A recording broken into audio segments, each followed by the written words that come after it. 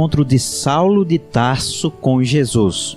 Ele tinha esse nome porque Tarso era a sua cidade de nascimento, que era a capital da Cilícia, mas ele foi criado aos pés de um judeu chamado Gamaliel.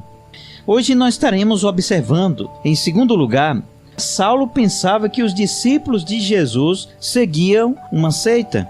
Saulo pensava isso, e inclusive em Atos capítulo 9, versículo 2, na Bíblia do Obreiro, ela diz assim: e pediu-lhe cartas para Damasco, para as sinagogas, a fim de que se encontrasse alguns daquela seita, quer homem, quer mulheres, os conduzisse presos a Jerusalém. Então era assim que Saulo de Tarso via os cristãos. Os judeus, eles chamavam os cristãos de seita. E os imperadores romanos chamavam os cristãos de pestes ou de praga, conforme Atos 24:5, que diz: temos achado que este homem é uma peste e promotor de sedições entre todos os judeus por todo o mundo e chefe da seita dos nazarenos.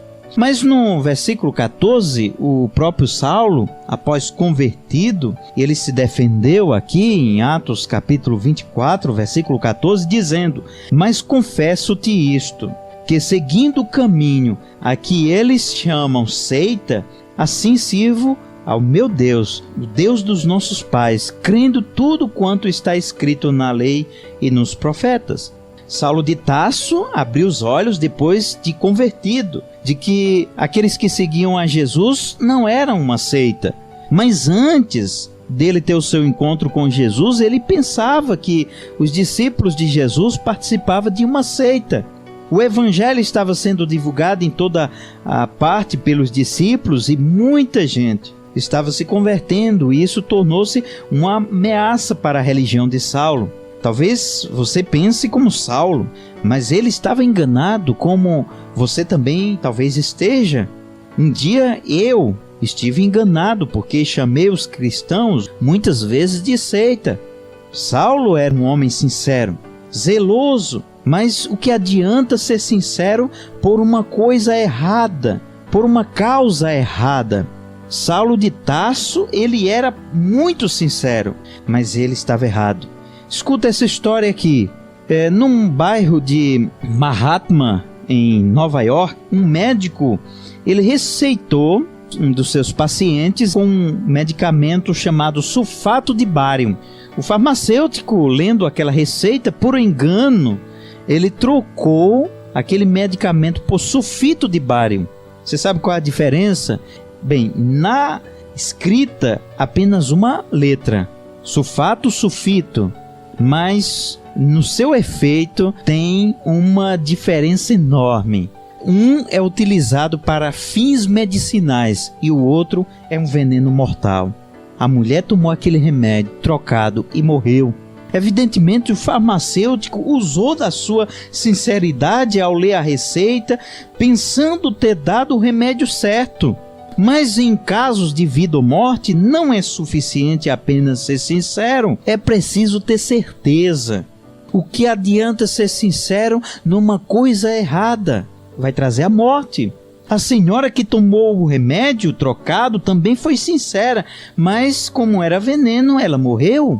Por mais sincero que você seja, se estiver acreditando numa coisa errada, isso não vai lhe trazer segurança nem garantia quanto à sua salvação. É muito pior crer numa coisa errada que se prega sobre salvação do que tomar um veneno mortal. O ditado popular que diz o seguinte: não importa em que você creia, desde que você seja sincero. Bem, essa ideia parte daquele pressuposto de que todas as religiões são boas, desde que você siga com sinceridade, ela vai te levar ao céu. Mas não é assim. Saulo de Tarso, além de zeloso, era muito sincero quando perseguia os cristãos, mas ele precisava de um coração novo, ele precisava do novo nascimento, ele precisava conhecer a verdade e a verdade libertar a sua vida. A sua sinceridade não ia lhe salvar. Ele estava demonstrando o zelo que tinha pela sua religião. Para ele, os cristãos eram seitas, hereges. Talvez você pense como Saulo, mas a vida de Saulo não termina por aí, né? Senão sua vida só teria sido de trevas. Talvez você seja sincero e agarre com unhas e dentes tudo aquilo que você crê. E eu pergunto para você, se você estiver crendo num erro, como que vai ter alicerce essa sua fé, essa sua sinceridade? Eu também um dia fui sincero demais, mas a minha sinceridade não me garantia nada. Eu tinha muita dúvida sobre a minha salvação e onde eu iria passar a minha eternidade. Não basta ser apenas sincero, precisamos ter certeza de que aquilo que nós estamos seguindo e aquilo que nós estamos crendo é a verdade. Jesus disse: conhecereis a verdade e a verdade vos libertará.